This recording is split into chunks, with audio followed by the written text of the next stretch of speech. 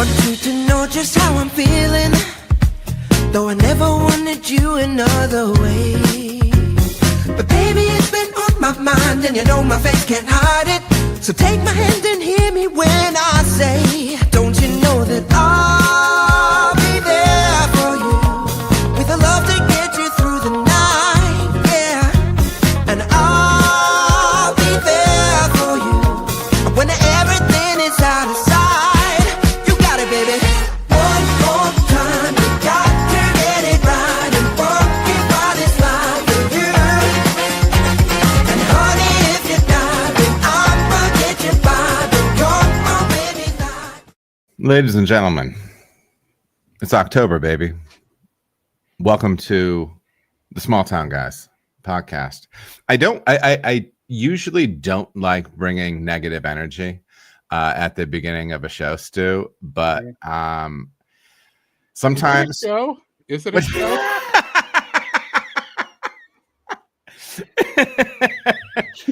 I was talking with my wife just before we started, and she's worked the last few days. Our communication's always terrible, and I had mentioned that I was going to be jumping on the podcast, and she goes, "Oh, you have a small time boys show today," and I feel like that was passive aggressive. Her and I are kind of on the same page with this one. She's like, is it a show? The thing that hurts is she's almost always right, and so Feminine intuition. she just knows. She just knows. Right. But listen, ladies and gentlemen, this is it's a big day. It's a big day. I think if there's anything that we set out to do with this thing we're doing, Stu, This thing of ours. Yeah. this thing of ours, we wanted a lifestyle podcast. It is You a know what I lifestyle podcast. Yeah. And I think we're already starting to see some of that in keep going. I lost my train there.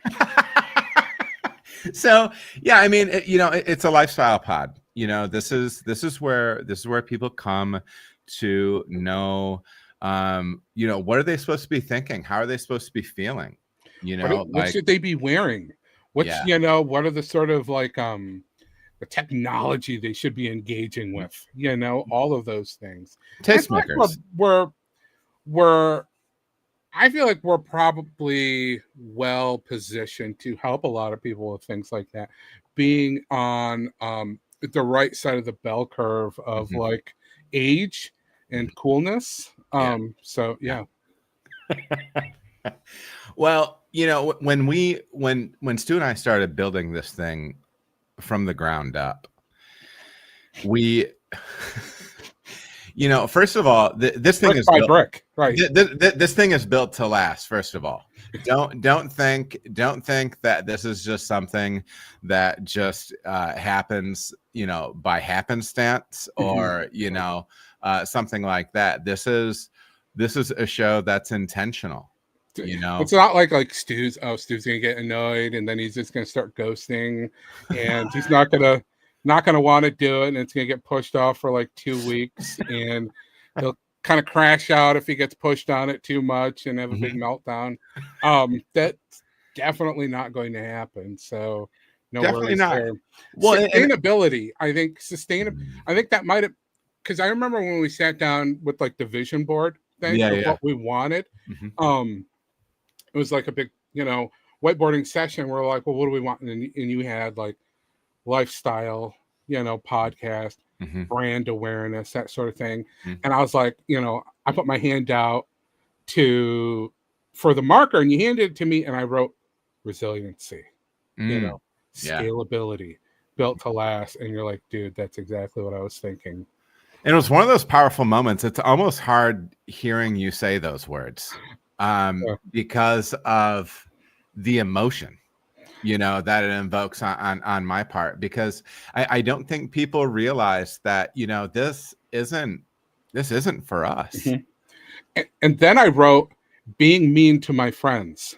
you know, and like the people who care about me the most, like looking for new ways to maybe insult them or to tell them, oh, I'm just joking around. What are you mad about? You know, so. But I feel as if if you want to talk about some pillars that are holding up the other pillars, there's two of them, and I think it's truth and accuracy. The one thing that we hear over and over in the chat, over and over on Reddit. Please go over and check out the small town guys subreddit. How Reddit is. You know how Reddit can be, but this is I don't know. I lost my train on that, but I will go back to this. Two pillars. There is a comment. Well, it's like you're talking about a multi-pillar system, but go ahead.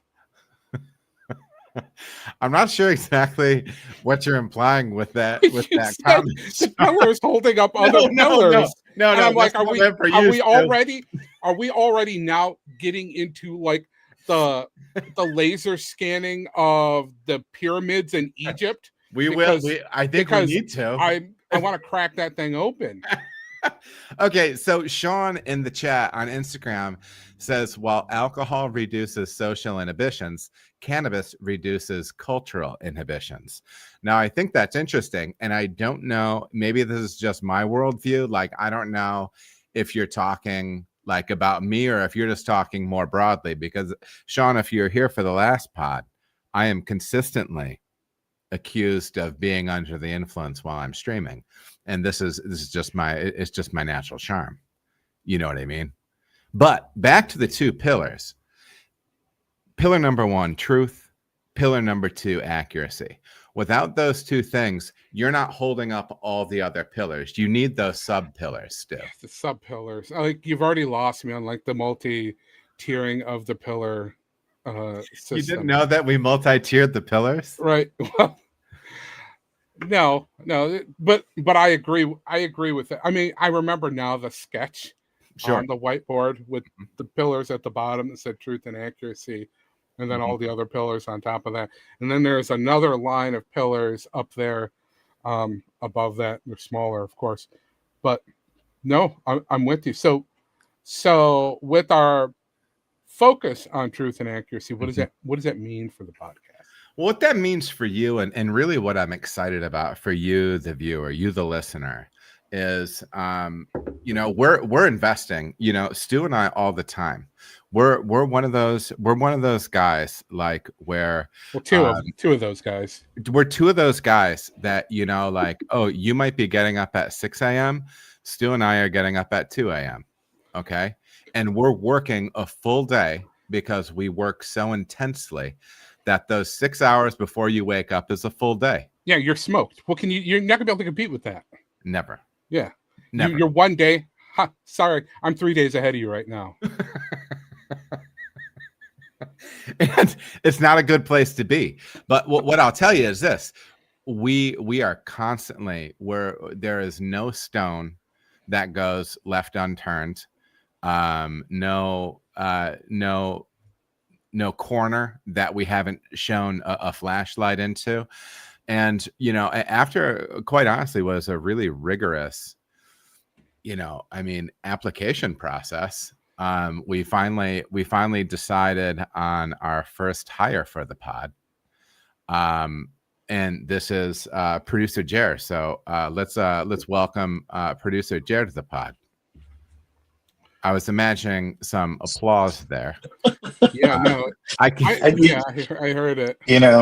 It might also have been the printer running behind you in the background. Yeah.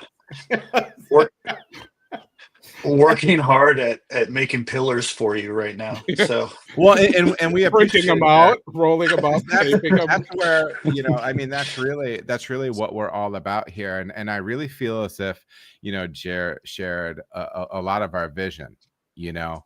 Stu and I, we've been spending. At this point, we're on decades of forming a unilateral vision, and Jer just tapped right into that. I think it was the third interview when the third of 7 interviews. The third of 7 interviews. It was right before the ropes course. I think that's what Stu and I were really excited about. So Jer's Jer's going to be an integral part, kind of the, like, listen, you might think that, there's a lot of people walking around that don't physically have hearts anymore, but I'll tell you what, a heart is important. And even though it's behind the scenes, it's in a cage, it's in a rib cage. Okay. The heart keeps the whole thing moving. And much like that, Jer is going to help keep this thing moving. He's not always going to be in camera. Sometimes he's going to kind of be back in the cage of the off camera thing, but he's going to be doing his thing. He's going to be keeping me and Stu honest. You know what I mean? And I think that's what we need more than anything.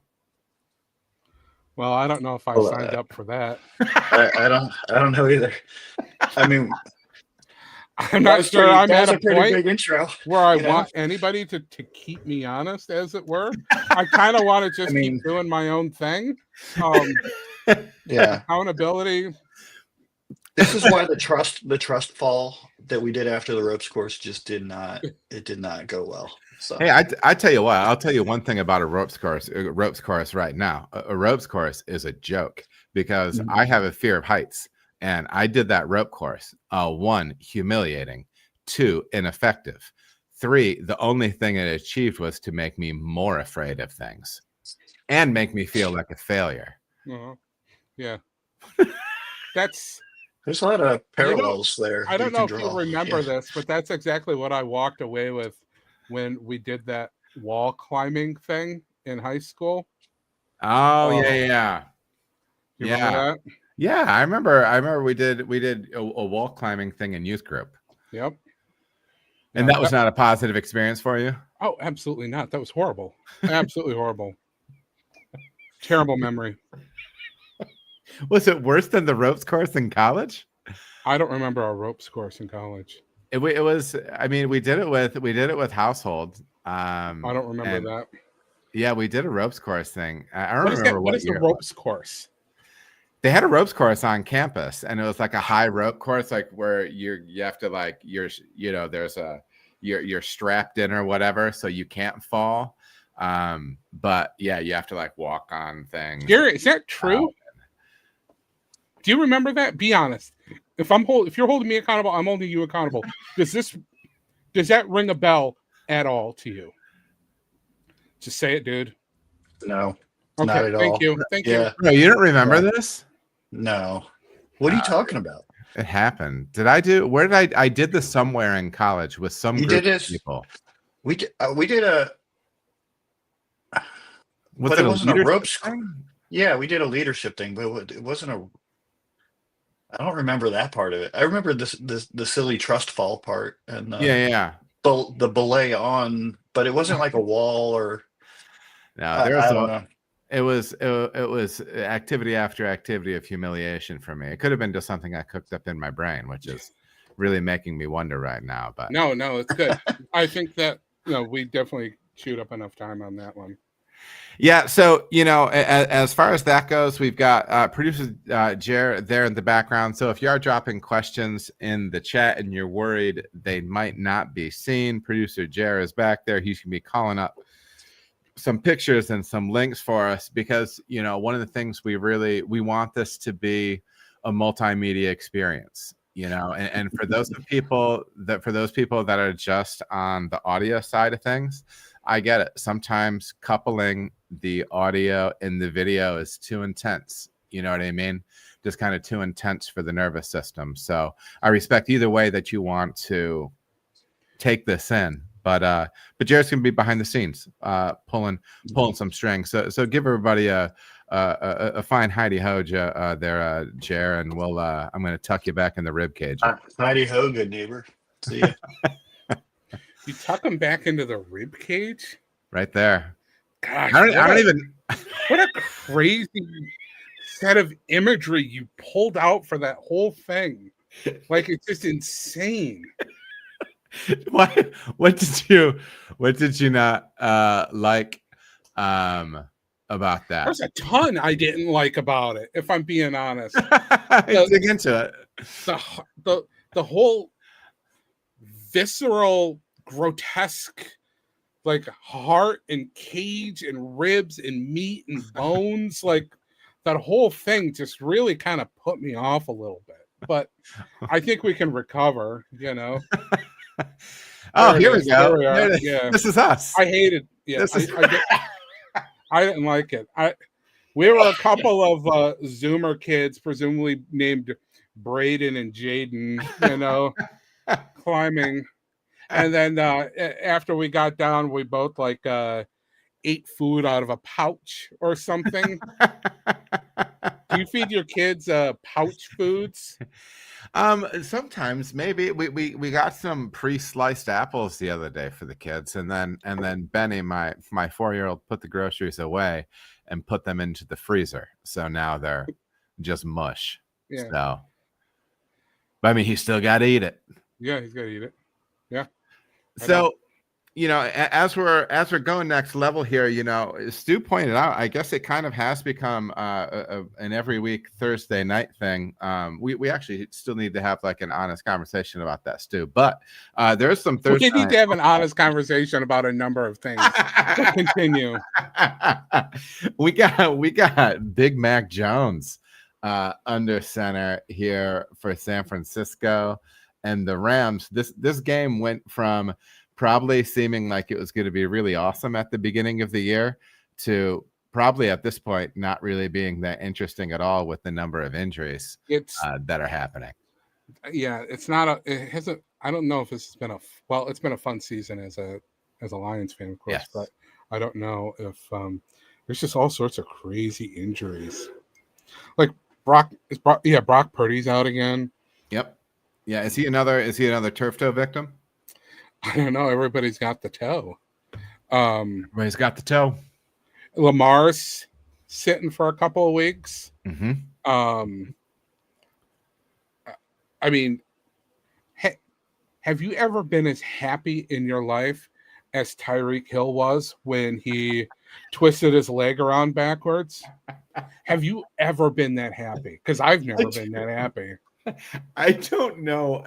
I do tend to be like a little like my wife always says that she'll never be as happy as I am or never be as sad as I am. Right. No. As far, you know what I mean? And so I certainly have my peaks and valleys, but that was curious. Mm-hmm. And it really did. It really does. And I don't know why it seems like it's particularly wide receivers that tend to go a little wonky when it comes to being alive, functioning. But I don't know.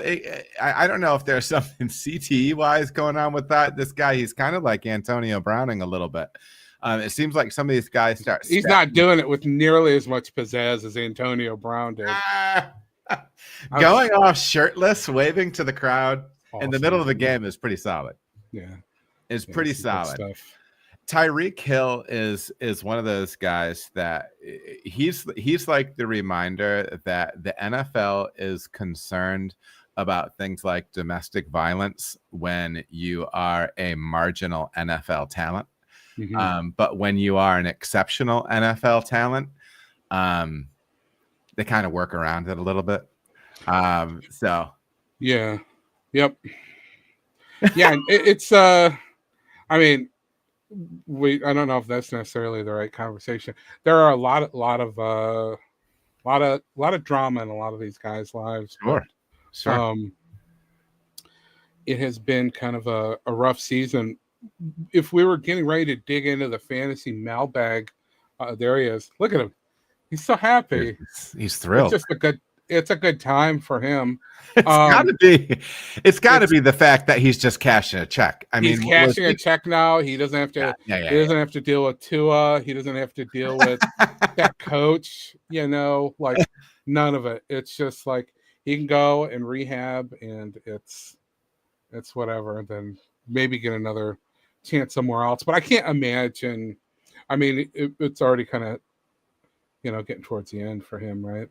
Yeah, he's a little long in the tooth career wise. So, but they're already saying because they repaired multiple ligaments and the knee dislocation, and it was my understanding that they're probably going to run multiple surgeries in order to do that. But apparently, they just got in there like, let's just keep going. You know what I mean? It's like, oh, we're going to take a road trip to Florida, and then like halfway there, you just get the crazy idea where you're like, we weren't going to stop, we just want to keep going. Yep. And so they kind of handled the procedure like that. So he's saying he's going to be back in 2026. That seems a little odd for somebody's foot that was going the other direction. That's optimistic, but you know what? Did you see the play, the aftermath? I cannot watch that kind of thing. I can't watch it. That's not for me. A lot of people like that stuff, not me. Yeah, we're on the same page here. We're on the same page. I was starting to say, if we were going to get into our fantasy mailbag, we do a fantasy mailbag every week. I had somebody send in who wanted to know all the hot news for Mario DiCario this week. Who's Mario DiCario? He's a running back, right? It's a Mario DiCario. It's a Mario DiMarcano. No, it's a Mario DiCario. He rules. I would much rather it be him. How's he gonna do? I might be mixing people up here. You got me sideways.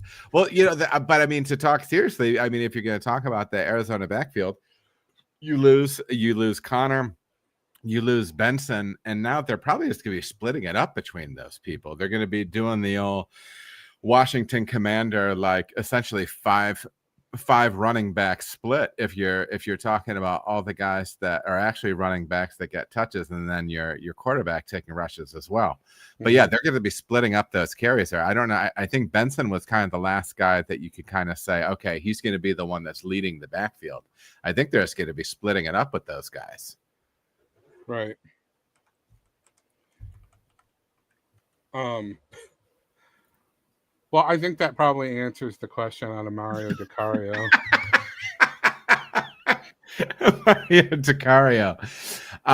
What else? Fantasy football is still going well. I lost to my daughter by 0.02 of a point last week.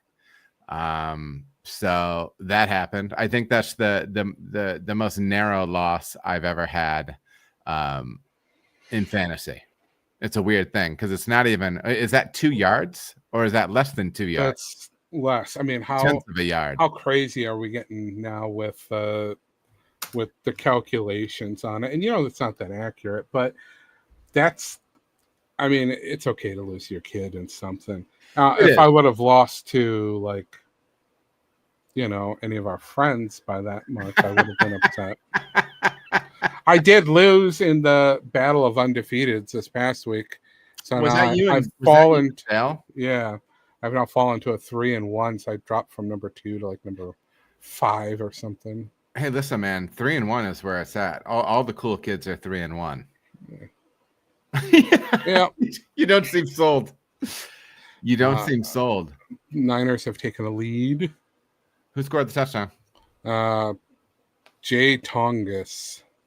Why is it always people that aren't actually a thing? Always people that are probably not on a roster or in a lineup. Well, Stu, I've got something for you. You wanna try out a segment? We could try out a segment. Yeah, let's do it. Well, we got a new segment for you guys for your viewing and listening pleasure. It's a segment I like to call "Should You Do That?" And this is the part where Jer plays the intro music for "Should You Do That?" At some point, we will have Jer. At some point, we will have intro music, maybe a little video that plays. You know what I mean?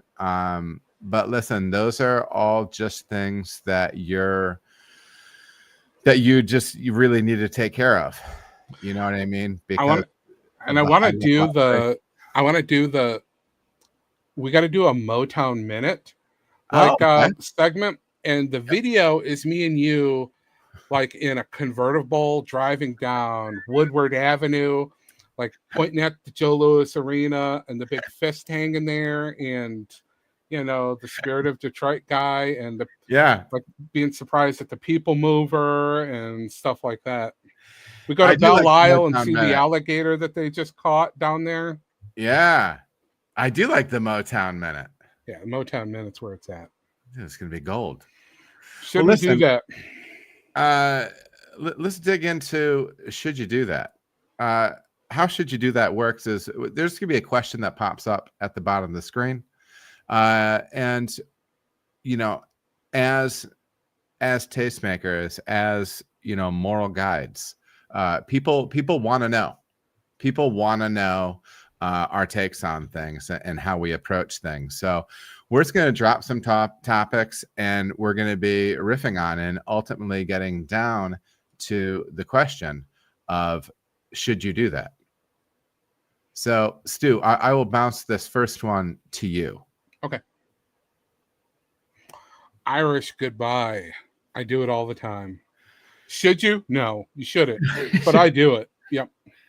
What? So first of all, I Googled if Irish goodbye is offensive because people. Oh, like it's a slur? Yeah. Like it's a slur. Do you know? For people that will claim that it's a slur, do you know why they'll claim that it's a slur? I'm sure it has something to do with the IRA. No, it's actually an alcohol thing. So they're saying that you drink so much that you get to the point to where you can't say goodbye and you just disappear. Oh, okay. Okay. So by the way, that's not my frame of reference with me. Yeah. So anyways, Irish goodbye. Stu, do you do them? And, I do it. Yeah, I love to do it. In fact, there is probably a little bit of social awkwardness sometimes in groups where it's like I kind of want to just, and I imagine that most people who do this intentionally, it's for this reason, is that you don't want to make a big deal and get too much attention on something. So typically I might just kind of like slide out if I can, and then leave them wondering. But I don't think this in the grand scheme of things is not a big deal. Mm-hmm. I do not believe. Mm-hmm. I think it just kind of comes with some people. Do you ever like plan for it? So if it's winter, do you ever leave your jacket in the car and walk in without a jacket on so you can more effectively slide out? I pre-bake excuses not to do things sometimes, which I haven't used yet for the show, but I will. Okay. Yeah, I don't mind doing that. I do. I'm gonna be going to a conference in Pennsylvania, and I'm next month, and I'm not gonna know anybody there, so it will be easy. But I do like this kind of. Yeah. Dipping. Have you ever Irish hello'd? Does that just mean like you just kind of walk in? You just kind of walk in. You just show up. Just kind of walk in. You just start doing what everybody else is doing without saying anything to them. You just sidle in. And we have a friend. We have an old friend who is notorious Irish hello and goodbyes. And in fact, in many circumstances, you don't actually. He just disappears and appears. He just disapparates. That's something I'm really pleased with, because I do like flipping things around like that. Because what was the one I took note of the other day? Here it is. There's a rite of passage. Why isn't there a wrong of passage? I just like that. So I'm very pleased with it, with the Irish hello. I'm glad you went that direction. All right. So next one is going to be for me, and it's shoes off in an airplane. Should you do that? I think that this requires a certain amount of self-awareness. Okay. Okay. This is yours. I'm going to let you talk, but I will also comment. Oh, please do. Please do. Please do. If I know that I am not nasty, I will put my feet under the seat in front of me and I will slide my shoes off. Okay. I do it. I don't do like bare feet, so I have socks on. Now if I feel like I'm sweaty and I'm gross, I'm not going to do that. But if it's like the early morning flight, you showered, you put some socks on, put some shoes on, and you went, I'm probably doing it. Mm-hmm. Okay. How does that strike you?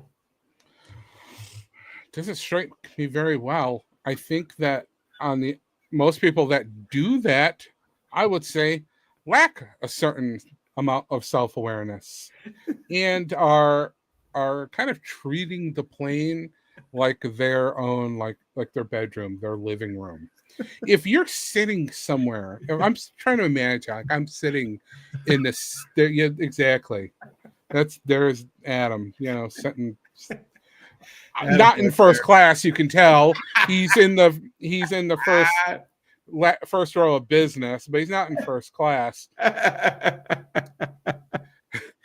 You're sitting there, and what if you know that the person behind you has shucked their shoes and have snuck their open-toed, feet under you, and so you have to sit there and you're aware of that, right? Like, yeah. Like they're just hidden under you. That's horrible. Well, I feel like I look at it a little differently. I look at it as this is when I buy this ticket, I have Here we go.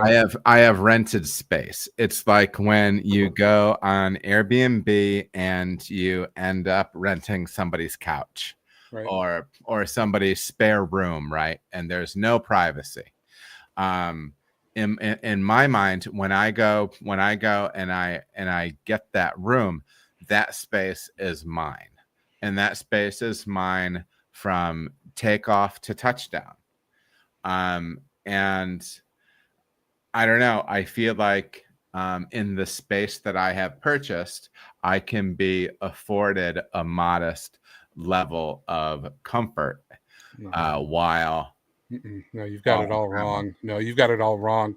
We live in a society, right? So there are a certain set of rules and standards. Where's the line? Did you, before this one, did you think that I was going to be a guy that took my shoes off or not? I don't think I had any time to think about it. You hit me so fast with it. Yeah, no, I don't. That's okay. We can. We don't have to agree on all of these. Should you though? No. You should keep your shoes on. You should keep your pants on. You should keep your shirt on. Hey, we're coming back around. Yeah.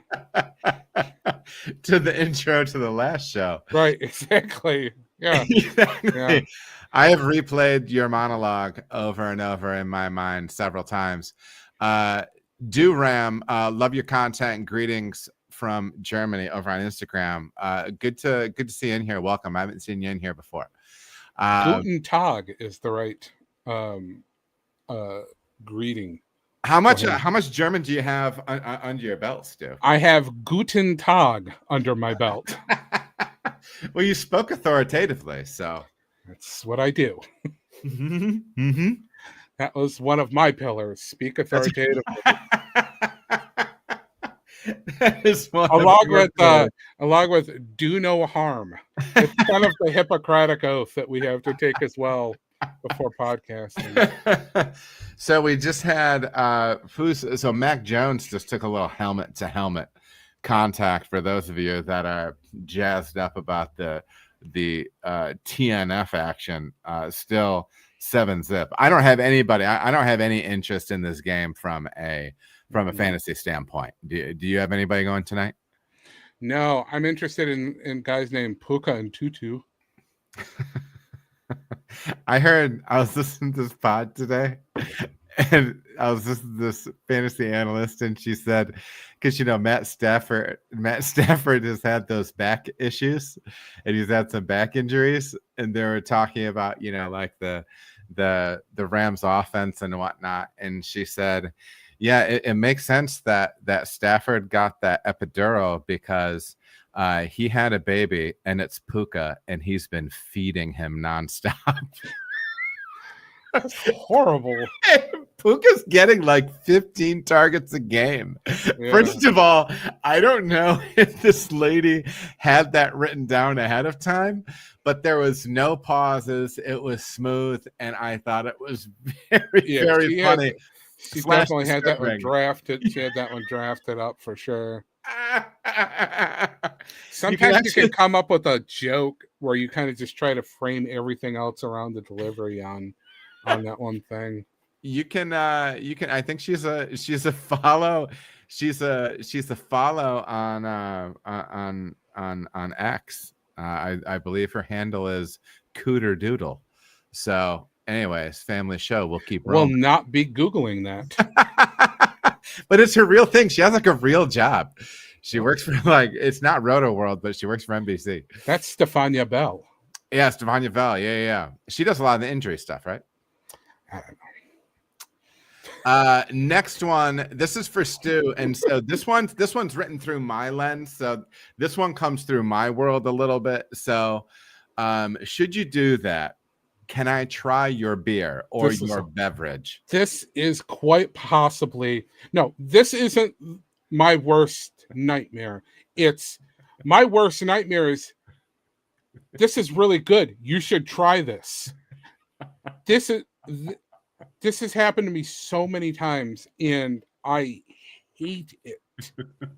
My wife loves this. She loves it. Food stuff is fine. Sure. Drinks, yeah. But that's what you're talking about. Like you're drinking a beer, and somebody asks if they can try it, right? Yeah. And so at that point, you're supposed to hand them the beer, and then of course you go into kind of a bullet time state, right, where everything slows down, and then they slowly pick it, and then you're zoomed in on their mouth and everything that's happening there as they're taking a drink of it, and then they hand it back to you, and then you look at it and you wonder what you do with it then after that. Well, we had a follow-up. There's a callback from before. David says that he prefers the Scottish goodbye. Just don't show up at all. So that's his take. So we're learning all the terms. Thanks for the shout out on that, Jer. But yeah, so let me get back to my assets and my banners. So yeah, can I try your beer? This was something that I was introduced to, or can I try your drink? Was something I was introduced to when I first got into the brewing industry, and maybe a little bit on like the homebrew side of things, where there's a lot of different beverages that are being poured, and people want to be able to taste them all. So it kind of develops this culture of like communal sipping, right? You can just ask somebody to try something, and it's pretty widely it's really widely done. And then when I got into the pro side of things, you go to beer festivals, and everybody was, and what shut that down was COVID. Mm-hmm. When COVID hit, a lot less people were doing that. But it was a weird situation because in that beer festival setting, it's very much part of the culture to just, absolutely hand somebody else your cup, and they put their mouth and teeth on it. Yeah. Depending on what your approach is to drinking. Yeah. Like if you clamp it in your teeth and tip your head back with it, or if you're able to get your mouth around the entire top of it, that's terrible. The worst one I remember was I was at a work outing, and there was a girlfriend of a coworker mm-hmm. who had some drink, and I just happened to be standing, unfortunately, in the radius of this person enjoying their drink, and she's like, "Oh, this is really good. You should try it." And I'm like, "Yeah, I just met you. Like, there is no chance I want to try that drink." but you can't say no, right?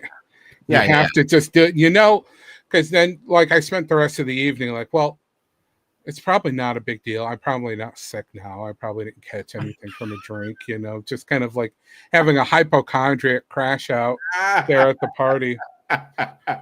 But no, there's chances are you're not gonna transmit anything. But it's like it's a personal space. I didn't even like when people sat on my bed in college, that would really skeeze me out. So I feel bad because I'm sure I sat on your bed several times. Sometimes somebody would lay down on the bed. It's like, what are you doing? I feel like that's a now. Why having my butt make contact with it? I find being more reasonable than laying in it. Sitting, live with it. It's just, man, there are just some lines. It's weird. It's true. I mean, Balky, I tell you what, if Jer is able to, and this is part of what he promised, you know what I mean? Where he's part of the contract, the agreement, as contractually, Jer is supposed to be able to layer in callbacks. Because I mean, this is Balky on here, right? Maybe not in the it's the actor Bronson Pinchot, and of course Eddie Murphy, and I believe this might be one of the Beverly Hills Cop movies. It might be even the back, that looks like a younger guy he's talking to, and even Balky's pretty young there. Yeah, so that's good. You should try it. Jer coming in. Listen, but I mean, what else did we expect? What else did we expect? So Duram is asking your opinion about brewing industry going, or at least slowing down in Germany. Duram, give me a little bit more information. It would be difficult for me to talk with a lot of knowledge because I don't really know that scene that much. But if you can tell me a little bit more about what you're seeing, I might be able to relate it a little bit to my experience here. So if you can drop a little bit more in the chat, give me a little bit more background, I might be able to give you a holler on that. He also might have been wanting to know what my opinion was, of course. We'll both weigh in. I mean, you're the only one that had any German going. Yeah. And he did say that's a start when you said Guten Tag. Mm-hmm. So, there's some appreciation there. So yeah, the whole can I try your beer? I think that's like slowed down. For me, I'm almost more grossed out by my own children wanting me to drink their drink than I am like sometimes like friends that I know that like want to share a beer with me, because I feel like younger kids have zero ability to control the liquid like cleanly going into their mouth and then just making a clean transfer from cup to mouth. You know what I mean? I always feel like there's a lot of other things going on with kids. So load of other things going on, but they're your kids, so it's you gotta kind of comes with the territory. You always want to feed you that wet food that was previously. Just putting it in your mouth with their fist. Yeah. And then that's the whole thing. It's just mushed in their hand and put it in your face, your mouth. It's like how they capture the person who won't let go of the thing in the jar because they have their fist, they're just holding on to it. Mm-hmm. But anyways, all right. Can I try a beer? Next one. Should you do that? Listen, we're beta testing some of these things, so stick with me on the premise. I'm realizing the lead-in doesn't exactly fit with should you do that, but you'll see where we're going very quickly. When I see Girl Scouts, different groups, bake sales outside the grocery store, what do you do? This is what I do. Should I do this? I see them and I take my phone out of my pocket and I start having a not over the top animated conversation with somebody on the phone. But I am not above pretending like they told me a joke, like I'm telling them a joke, or that we're kind of getting into it. I never get angry, flat out angry with the other person, the pretend person out the other end of the line, but I will let them know that I'm not happy. This is, of course, the only correct move when you see Girl Scouts or Boy Scouts. The only modification I might make here is if it's the Boy Scouts, then I say you're in a screaming match with the person on the other end. And you're swearing, you're hooting, you're hollering. You got to let these boys know, not only I don't have time for a $95 box of popcorn right now, because to be honest, that's what they're trying to say. Not only that, but I am alpha. I am alpha AF.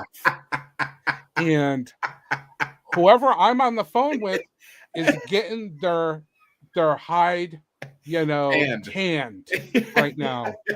So you're kind of also scoring some cool points by just really whooping up on somebody on the phone. So not only are you not in for $300 worth of popcorn, you've also, scraped up some kind of like cool like alpha points with these guys. Oh yeah, no, I think that's a super, super valid way to go. I also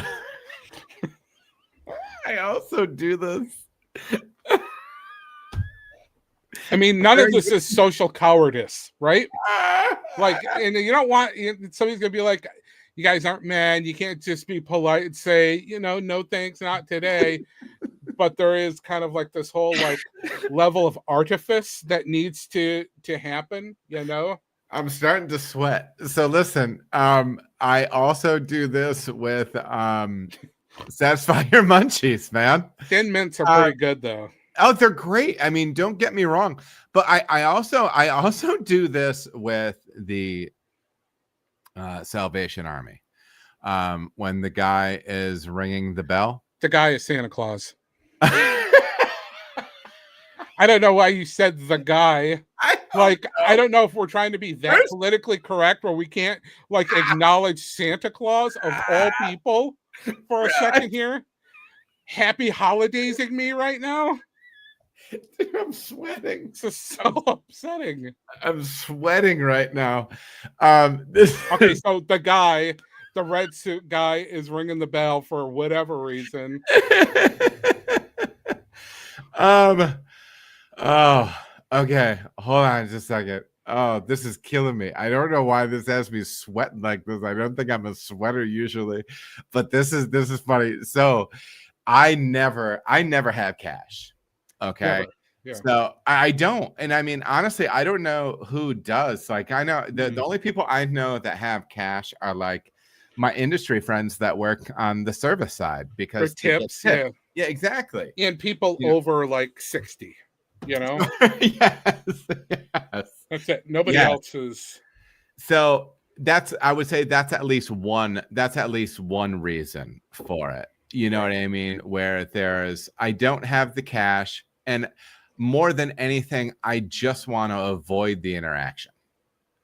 You know what I mean? Like, and this may come into play down the road, but I just want to avoid that interaction, and I might need to I might need to explore it because I'm very extroverted, but there's certain situations where I just want no part of that you might think I would be into. Yeah, no, I'm with you. I don't want to do that either. I don't want to have any part of it. And of course, it isn't social cowardice. It is social cowardice. So listen, we have two things going on here right now, Stu. I'm gonna read a follow up from Duram real quick, and we'll touch base on this. He followed up a little bit more by saying several German or Bavarian breweries are in financial struggle, closing, selling, etc. Trying my best as a brewing apprentice, looking at the clock and how much beer was consumed. Yeah, I think it's it's tough on this side too, man. I think globally we're going through a thing, and I'm not sure what laws are there, but there's multiple things on our side. Alcohol consumption being a little bit lower, availability of THC beverages, the cannabis side of things. But yeah, I mean, my big picture thought on it is the places that are in a good place financially and a good business model are probably going to be able to make it through. It's something that I think is it's a big cultural thing, and it's not going away. And there's ebbs and flows to this stuff. If you are thinking about it on the apprenticing side, I understand some hesitation there with it. But I'm going to be doing a pod a couple weeks from now, which is kind of an Ask Me Anything type that'll be specifically for beer. And we might dip into that one a little bit more, Duram. So I appreciate you dropping that in there. And Producer Jer from AI is dropping some context in here for me. This guy's just feeding me the info, making me successful. There he is. That's the guy. There's the guy. Yeah. There's the Salvation Army guy. And how is Jer stringing together like all these Eddie Murphy ones? It's not really surprising to me because I remember Jer having, I believe it was Eddie Murphy Raw on a cassette in his vehicle in college. Is that correct, Producer Jer? See, give me a thumbs up. You totally got that. Thank you. Yeah.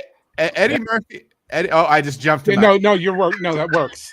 No, that's exactly what you want to do. One word response back into the cage, as you call it. I'm gonna have to turn the fan on, man. I don't know what this is. I'm having hot flashes over here. But yeah. So Jer's on point, and I mean he's building his own callbacks. I'm very impressed. So yeah, we were on the kind of social avoidance thing. And so actually this leads directly in, and then this one's for you, Stu. This is someone at the grocery store that you went to school with. Now you can take this a couple different directions. You like the person, or you didn't like the person, or there's a couple of ways of looking at it. How do you approach that situation? Do you see them and this from across the way? They haven't seen you yet. Okay, what's your next move? There are so many factors that go into what the next move is. Typically, it depends. If it was somebody that I kind of liked or had an interest in, then I might position myself to make eye contact to say, hey, what's up? Most of the time, I'm going to try to skate through. 95% of the time, I'm going to try to skate through. And this includes both high school and college. Yeah, we had we ran into somebody. We ran into somebody from college when we were at before the ball game. And that was an instance for me where, I knew who the guy was, what I mean, because we went to a small school. But normally you did not see my normal behavior in that situation. I would normally, even if it's somebody I like I've been out shopping with my wife, and I've seen like old coworkers, people I've taught with who I love. Like, they're great. I love them. They love me. And I'll say, oh, there they are. And then I'll like turn around and go another direction. And I don't even understand why I'm doing it. I've avoided family members that I've seen out in public. What are you more likely to do? Avoid family members or acquaintances from high school? Family members, 150%. It's so weird. It's just so awkward. Well, there's more baggage, in all fairness. There's way more baggage. There's way more baggage with family. I do not want to get into it in most cases. Yeah. Social cowardice is the episode title. Yeah, I would say if a theme is developing, And so, and I did have the thing, you know, so the first 10 years of my career I taught. And so I would, you know, and we lived in a small town. So, you know, everybody, you know, when you go out and shopping, you know, people see you.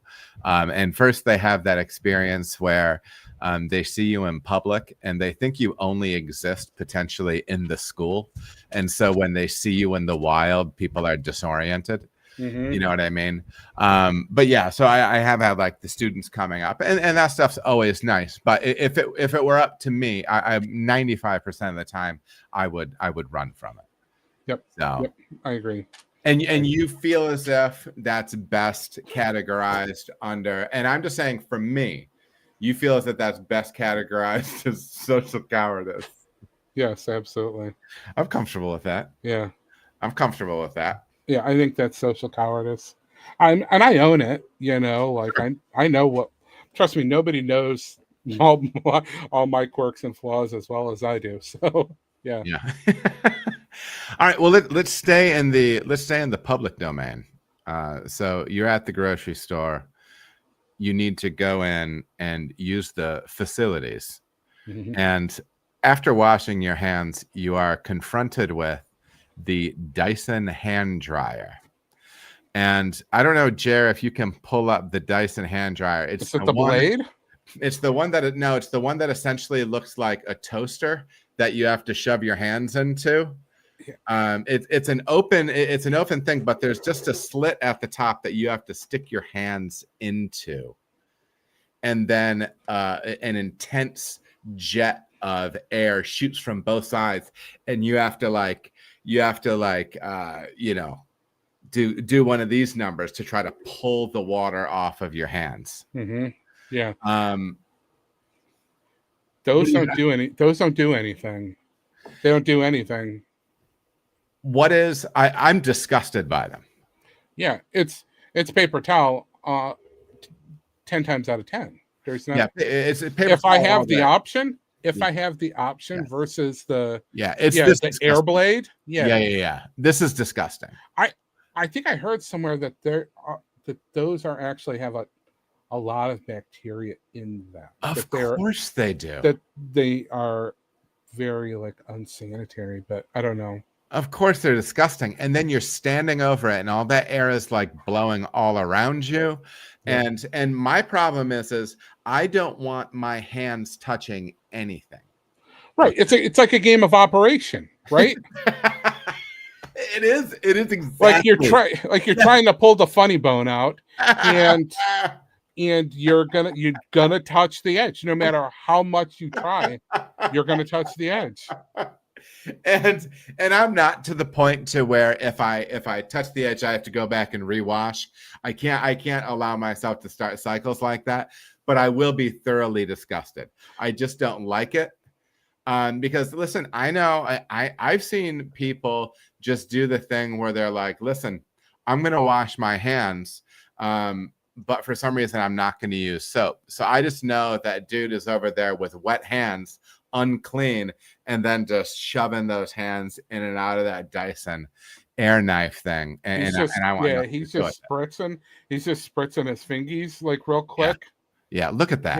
Yeah, that can't be real. What is living down here in the? You guys can't see the cursor when I do this, but that's not right. I'm actually going full. Oh, okay. Can you get rid of that? We're gonna get this channel blocked.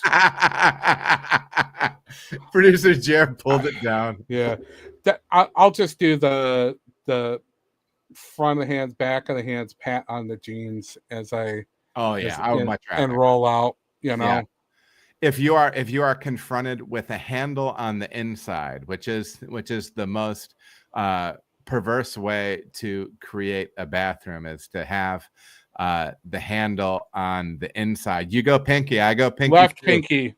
Sometimes I'll also grab the corner of the shirt. Yep. And Solid move. With the shirt. Yeah. I loved when they started putting the door things the foot thing. Yeah. Those are so strong. That's where it's at. Yep. That's where it's at. Okay. Should you do that?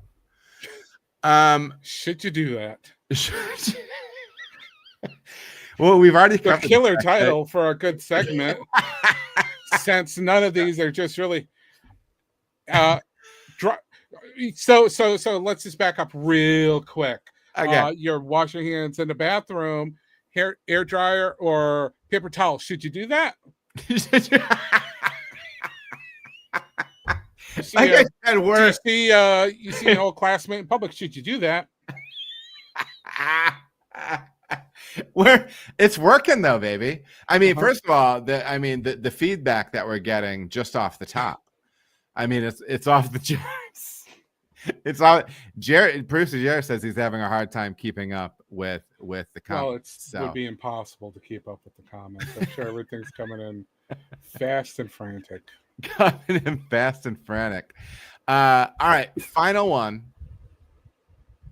When you go into a restaurant, do you talk to the servers like you're trying to get to know them?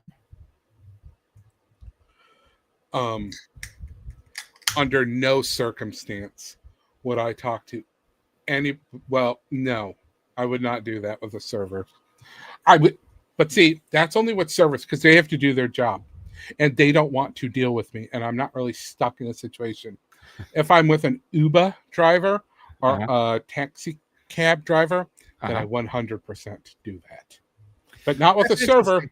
Okay, that's interesting. So on the server side of things, I can see on one hand saying like, okay, they're busy, or maybe they're having a hard day or whatever, and you want to treat them like a person, right? But from the industry standpoint, I think most people, they want to be hustling and they want to be able to be getting to different tables, and they have work to do. You know what I mean?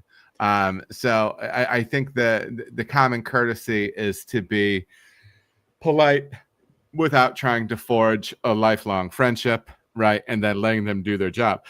But you go in another direction when it comes to Uber. So talk to me about that. Yeah. So with the server, I know that they want nothing more than for me to be out of the restaurant, and for all of the customers to be gone. Yeah.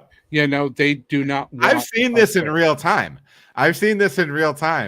Because when we were all in town together, you were the one that was the most conscious of how long we were occupying the table. Mm-hmm. They got to turn those tables over. You also swore at me at that dinner. Which one? Which one? At the barbecue place. Well, the barbecue place, I swear at you, yes. Yeah. But it was absolutely deserved, and it made my night. I was so happy. Dude, that is such a, and this is not, and this, I always, honestly, I think that's one of the most embarrassing things in my adult life is having to have these conversations with people, like with the food sensitivity stuff. Mm-hmm. And the answer is, I know I can't anyways, but there's a part of you that just wants to be a normal human being and just buy some damn ribs. Mm-hmm. You know what I mean? So yeah. Anyways, but go ahead. And part of you wants your friends to be normal human beings and just support you instead of dragging you agonizingly over the coals every time, as if you're just doing a bit. Like it's wrong and it's unfair. And I'm not saying I'm not going to do it again, but I want you to feel more and more comfortable knowing that you have the outlet to just swear at me and, punish me in some way like that. That works. With an Uber driver or with a cab driver, it is worse for me to sit there in silence because I feel the imbalance of like service, like, like a service thing. Like I do everything myself. I don't like letting anybody do anything for me. The fact that they're driving and I'm not driving is just circumstantial that I don't like to begin with. So I'm going to try to be normal. Now, it's funny when they pretend they don't know English, so, they don't have to talk. But that's a power play. It's a good way to go. I that would be the game I would play. Most of the time, though, they want to talk. And you don't really need to do much. Okay. All you've got to do is kind of like bump the edge of the table just slightly, and that thing will be spinning for the next 30 to 40 minutes, you know? So it's easy for me to get them talking, and I don't have to carry the conversation. If they're not into it, I can tell very quickly, and then I just play with my phone the entire time. But most of the time, they want to talk, and then you give people a little bit of like social affirmation. So this is actually social heroism, not cowardice. This is social heroism. So kind of like a hero. Yeah, kind of like a hero for the service industry people in some ways. Yeah. By not subjecting them to bad jokes when I am at the table, or you know, I don't send stuff back. I'll ask a couple of questions. So yeah, do you ever send stuff back? Never ever, unless it's like something's really wrong. Yeah. Like we got a burger at like Red Robin, and it was like straight up pink in the middle. And it's like I could get sick eating this, so you know. Peggy and I, like, oh gosh, this is probably like 25 years ago. We were, maybe it was when we were close to first married or whatever. We went out for dinner at like Applebee's, and she ordered like this stuffed chicken breast, and we're sitting there, and our food comes out, and I take a bite of my burger, and we're talking, and then she cuts through the middle of the chicken breast, and then she starts retching.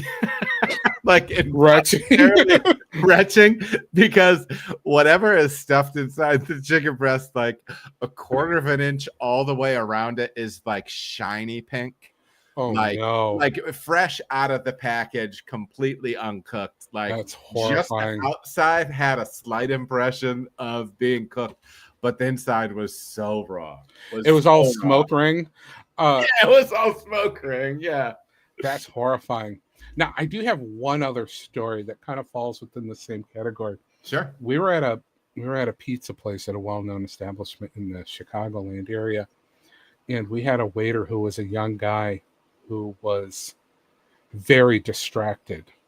And we would be talking to him, and he would stop. He wasn't listening. And so we would have to repeat ourselves over and over again. He kept looking around and doing all this. And we got to the point where I was really upset. And I just looked at him and said, "Do we have a problem?" This is not the first story that I've heard from you where you will ask somebody that. And that's my go-to. I was gonna say, yeah. That's my go-to when I need somebody to understand that something has happened here. Yeah. And the next steps need to be chosen very carefully, you know? Yeah. So I dropped "Do we have a problem?" And he corrected course very quickly. Sure. And it was fine. I left him a good tip, no problem. You know, I don't hold things like that. But like, come on, right? Yeah. Well, we do have the comment of the night from, you know, what really has come to be known in the twin chat, our own personal Mel Kiper, or our own personal who's the one guy who's like a fantasy football guy. The guy with the lips, Matthew Berry. Matthew Berry, our own personal Matthew Berry of what I lovingly refer to as Twin Chat. Sean has weighed in. Sean has become our oracle for the fantasy football league that we are all in, and he's posted boldly in the chat that Hot Takes is winning the season. Sean did not have that opinion at the beginning of the season, because he did have a full rundown for everyone. Jer gave him everybody's roster, sans names, except he knew whose Jer's team was because he knew the name. But he gave a rundown, an evaluation. And at that time, my evaluation was not looking good. But he apparently has he's had a change of heart as he goes. Is this what is the follow-up here, Jer? Oh, this was his original. Man, Jer is on it. This is the original call. So Stu, you can take this however you want, however much value you want. Oh, I already know how much value I'm putting on it. Is this all of it, Jer? I think it is. Okay, so here's the full rundown from Sean at the beginning of the season, post-draft.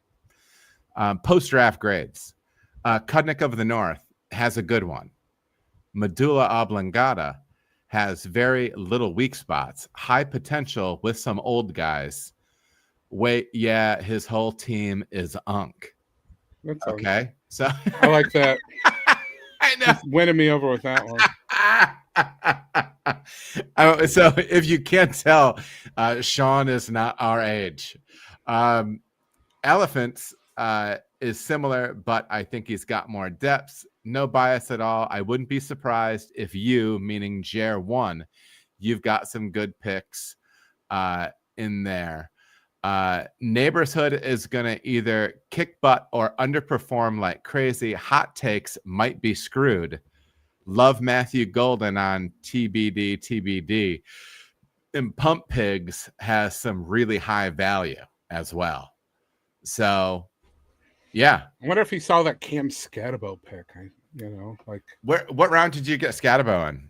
Super late. Him and Quishon Judkins were both super late picks. Okay, and then there was a couple more microaggressions as meh, and Penske material.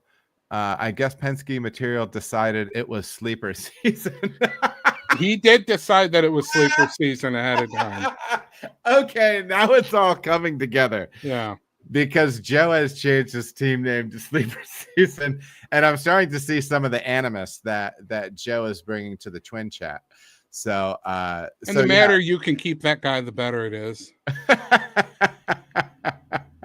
He is Adam Schefter 2.0, and as of right now, I'm on board with it, Sean.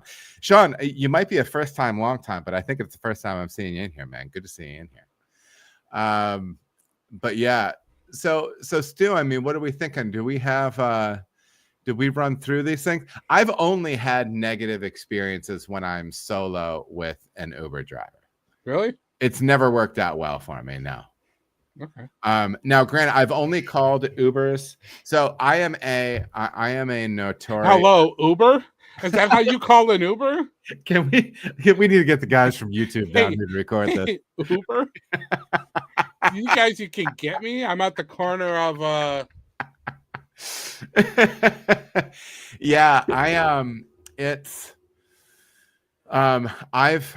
I almost always try to hitch a ride with somebody else. If the only time in a situation where I could use an Uber is if I'm going to like a professional conference and people are like bar hopping in the evening or like going from event to event in the evening, I'll usually try to slide into whoever's Uber I'm currently talking to at the time to the next event.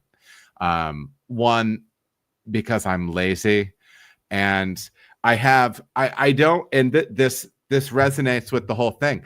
I don't feel smart enough to be able to call it up on the app. I don't know if it's an old guy thing, an unk thing, or what, but I've only successfully used an Uber once.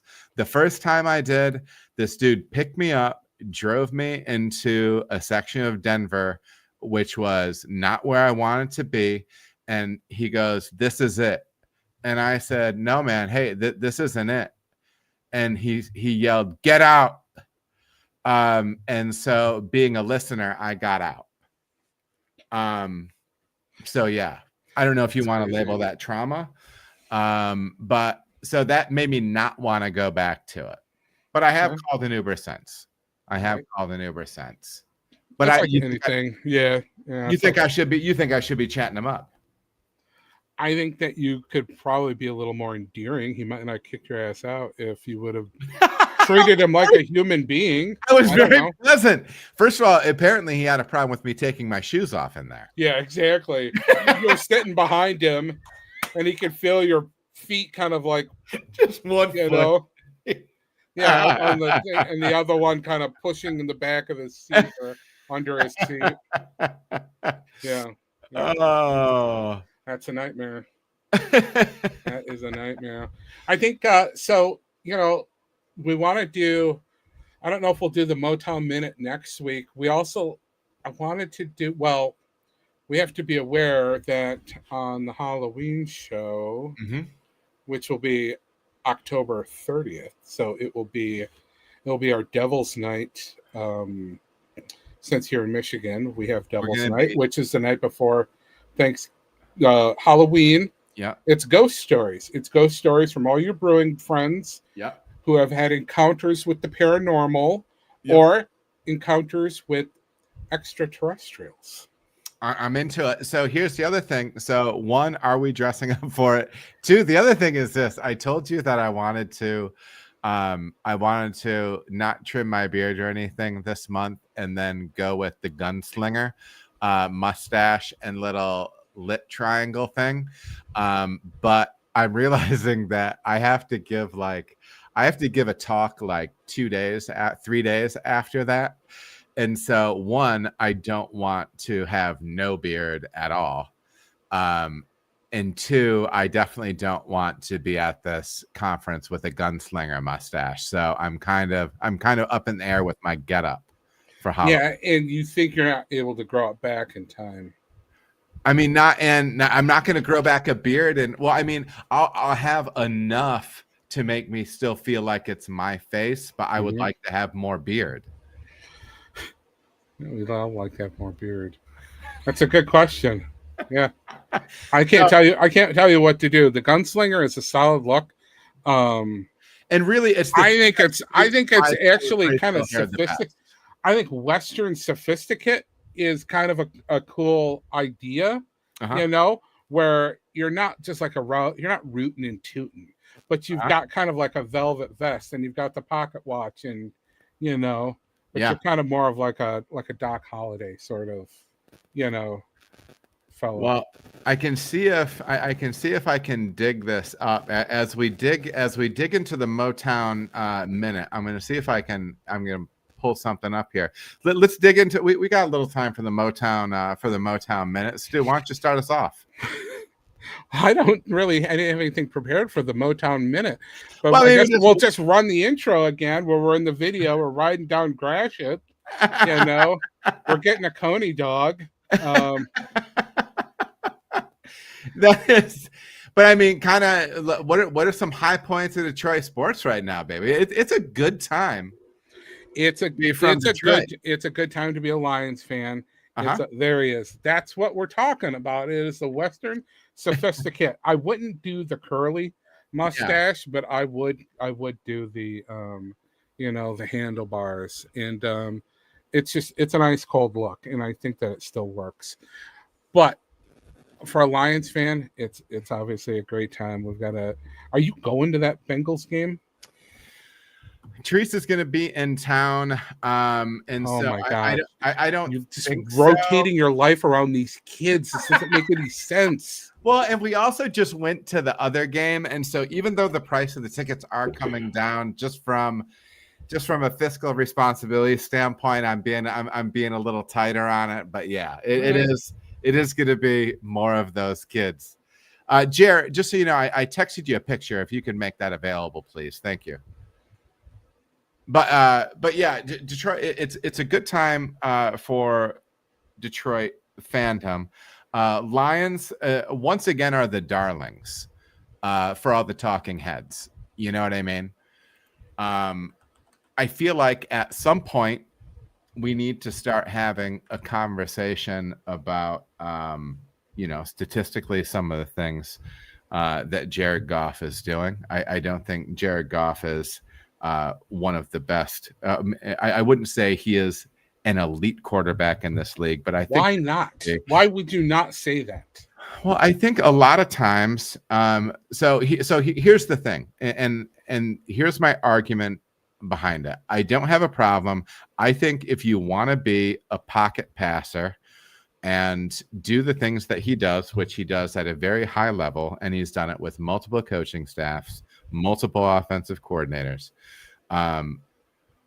I think he has to have some bigger wins, and I understand that. And I don't have a huge problem with it. But I think you can talk about him in the way that you talk about, like people will talk about Jim Kelly is a Hall of Famer. Jim Kelly went to the Super Bowl 5 times. Was it 5 times and never won? Or was it less? No, yeah, I know what you're saying. But this might be something that you get. That's a good, yeah. And by the way, that's a solid look. The glasses throw it off, but I know. I mean, what are you gonna do? I mean, they were my glasses at the time. I need to be able to see things, but yeah. So, you you might have a little treat coming into the month. I think. But you feel as if. So one of the reasons I say that is when we were at that Baltimore game, there's some things that Lamar can do as a passer that Goff can't because of the way he can be mobile and keep plays alive. Okay, but. So that's part of what I would like to see. I think physicality is part of it, sure. Yeah, but like the IQ, the intelligence, the tactical, the strategic, When he's taken over a lot of the offensive line play call too now. After Ragnow retired, that's one of those things. He's calling a lot more blitzes and doing a lot of things that the center position did for them last year. So, anyways, some love for Goff. Lions are winning. We like it. And I mean, basketball season's coming up. 3 weeks away. Pistons look like they're going to be good. I think they're one of those teams that they're young and just getting better. Yep. And I like it. Yep. And what did our Tigers do today, Stu? They took that wild card series against the Indians. Oh, that was shaky, man. The whole thing's been shaky. They got the Mariners next, so it's always shaky. I don't. It's not like I disconnected emotionally a month or so ago, and you know what I mean by that. This is a Detroit fandom self-defense mechanism where you hit a button where it's like, I can't be hurt now. You know? Yeah. And if they win. Yeah. This was, but like that first, when I'm reading about how it is a historic collapse, that nobody's been that far ahead and has just, squandered it. It's a lot of fans are calling for the heads of management and front office and everything for squandering. Making just crazy decisions. Yeah. I don't know. I'm not an armchair coach, so I can't say what I feel like they got to pay that. They got to pay that Husky kid though. That Scooble. They need to give that guy a lot of money. I was really hoping they'd bring Verlander back. Yeah. I just love. They should have done something. Because they just kind of they petered out. Let's face the facts. And so this is we're kind of joking about this in a group chat today, but I mean, you never know. It's one of those things where you just got to win 11 games. I mean, you get hot at the right time. Your pitching gets hot. Your hitting gets hot. You never know. I mean, that's how the Eli Manning's Giants won some couple Super Bowls. Yeah, no, it's exactly right. Yep. Best friend. No disrespect. Best friend of the show, Jim. But yeah, that was a deal. Yeah, man. Those are good times, man. Is that still the White Sox logo? Is that like the old school logo? That's like the 80s logo, right? That was before was there anything cooler than that White Sox logo redesign that came out in like 93? That was pretty awesome. That was so sick. Yeah. That was even like you just knew it looked hardcore. You know what I mean? When that thing came out, that was awesome. And I could see Frank Thomas wearing that thing. I love seeing Frank Thomas in those Big Hurt. I love seeing Big Hurt in those like Nugenics commercials where he's like, and tell your husbands it'll provide some performance in the bedroom. So I went in a chat recently with some buddies. We were talking about how old we were, and it was like, yeah, I'm Hims years old, meaning that's like the only that like the ad that I'm going to see in everything comes from Hims. And those commercials are so revolting too. Of course they are. It's for like 3 things, it's like it's weight loss, it's hair loss, it's and rejuvenation. Rejuvenation. It's like, gosh, what a bunch of sad chumps. Yeah, the algorithm finds you, man. It knows when those years are ticking by and you hit Hims years old. But yeah, for what else? So I mean, we got playoff stuff going there, and I don't follow hockey at all. So I mean, the big 3 things are looking up. Do you think we'll get it? Now, the only thing that would make us more relevant is we got a WNBA team, so we could get in on all of that action too. I cannot believe how much WNBA is in my algorithm.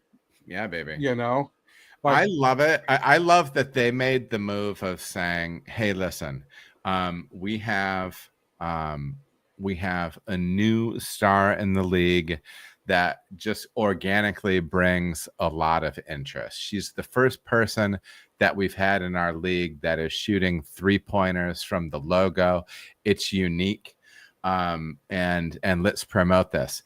But rather than doing that, and which they have done some of that, but rather than doing that, they've kind of just promoted like this hockey-fied version of basketball, where you just have women out there on a basketball court, like beating the hell out of each other. I feel like it's like when I've seen, so I follow a little bit of UFC stuff, and you see like some of these Russian fighters playing basketball, some of these Dagestani guys, and they don't dribble. Like they throw the ball a little bit around like rugby, and they run into people and then just throw the ball over the backboard with 2 hands. That's what I feel like I'm seeing. Like these people are just bashing into each other. Yeah. And like fouls that, I mean, I grew up playing basketball. Like these are fouls that are supposed to lead to fights. When you foul people like this, that's like it's the end game. It's late stage, right? Competition, right? It's like when the side of the hand goes into somebody's face in their mouth, like it's just absolutely. This is just triggering a bench clear. Dude, the direction they've gone with marketing is wild. And I know different people have different thoughts on some of the various players, but I mean, Angel Reese is fantastic at marketing. I mean, what she has her podcast going, she has tons of things. Like they're getting more and more women into the sport that understand self-promotion and everything like that. But rather than leaning in on that, they're like, hey man, we're just gonna have these girls beat the hell out of each other. It's like the yeah, exactly.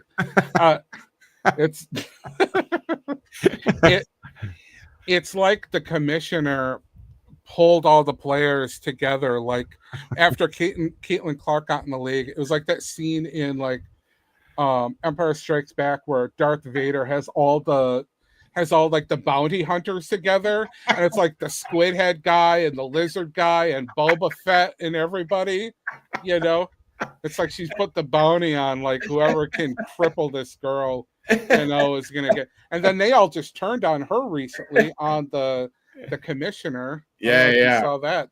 That was pretty interesting going down. Yeah. Who was it? Was it Stephen A. that was saying, or it was somebody that was saying like that, because they're saying that the commissioner said that Caitlin should be happy that they've given her that platform, make that money. Yeah. And it's like, listen, Caitlin could get together with who is it? It's like Ice Cube and somebody else. Yeah, the big three. The big three.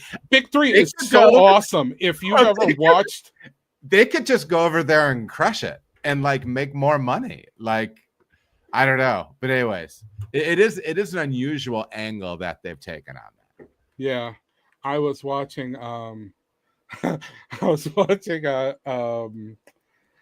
was a highlight edit of Big Baby Davis, Big Three, just big, enormous, and just thrown down. Like it was.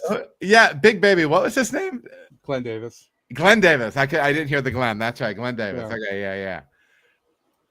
Yeah, and he's just bashing dudes. Yeah, and he's just Big Three is very cool. I would like to watch more of that. That's kind of more of the cut of my jib too. Yeah, I've only seen. I know they have, because the WNBA doesn't run, the W doesn't run year round. I have seen some. They had like a 3-on-3 league that some TikTok guys like to throw up a bunch of. Every time Angel Reese does something not well on the court, they put it into a compilation and scream bang every time the ball bounces off the hoop. Yeah. I may or may not laugh when that happens. Right. It's the whole making her own rebounds. The me bounds. Yeah, me bounds. Yeah. But first of all, me bounds is funny, and then I actually think this is true. The interesting flip on it was I think she copyrighted Me Bounds, and I think she sells merch on it. That's which great. From a business standpoint, I mean the girl's clever. I mean she's not bad on that front. She's not bad on that front. But yeah, man, I think that's gonna be. I think that's it. Why don't we wrap this thing up? Yep. Wrap it. Yeah, we were talking. We should actually jump on like an actual, interpersonal phone call at some point too, because we stopped calling each other on the phone since we've been doing the podcast. Have you noticed? Yeah, because I don't want to. I feel like we end up. It's more entertaining when we just do everything here in front of everybody else. Yeah. Material. Well, but this is a show. We could also just have talks about friendship, and like what you're gonna. I'm about to Iris goodbye this freaking stream. Oh man, so yeah, we are going to be wrapping up. For me, for Stu, for producer Jer, we appreciate you tuning in. We'll be back next Thursday, I think. Yeah, probably next Thursday. I think. Keep an eye out. Hey, and listen, Instagram has gone up like another 30%. So if you want the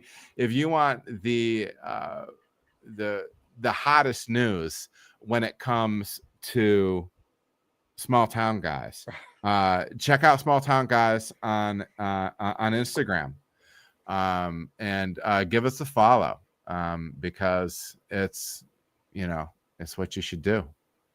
Anyway, should we talk about small town stuff at all? So that's that we're working on a segment. We're working on a segment. Stu has a good idea for a segment where it's going to have like a little bit of like a small town theme, kind of like a small town news thing, like a slice of life sort of thing. Slice of life. So what you're envisioning, like getting like real life, like newspapery kind of stories that you could rip from the headlines from the local Gazette. Rip from the local Gazette. Yeah. No, that would be kind of fun. Bonus points if we get some Michigan stuff in there, but we'll see. We got to figure it out. Of course, the like with everything, we talked about like, can we stream stuff, like stuff we can watch.